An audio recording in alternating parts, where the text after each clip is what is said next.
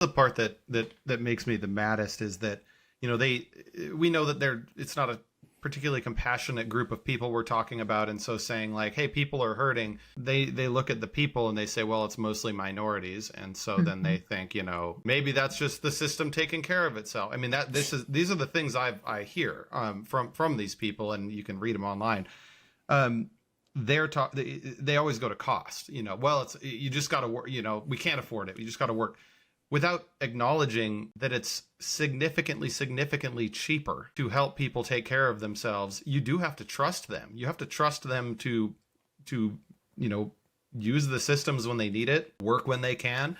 And I think that's the hardest thing, is like, this all comes from the Republican perspective on healthcare and Medicare and Medicaid, is that people are inherently bad and inherently abusive and inherently lazy, and we have to force them out into the world to be Mhm. productive citizens, and they don't trust Americans to make the right decisions for themselves and their families, because they just don't trust Americans, and especially the people who are the most marginalized, who need these services at those, at that point of need, when they're struggling.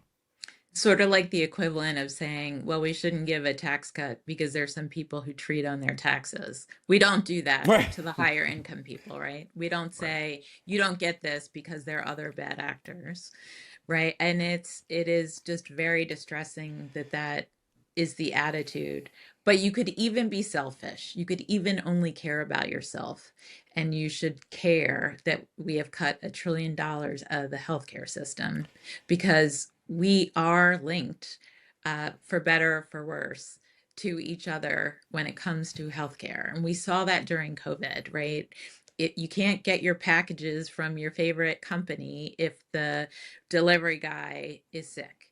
You can't get all of the things that you need if everyone who's sick is filling up the hospital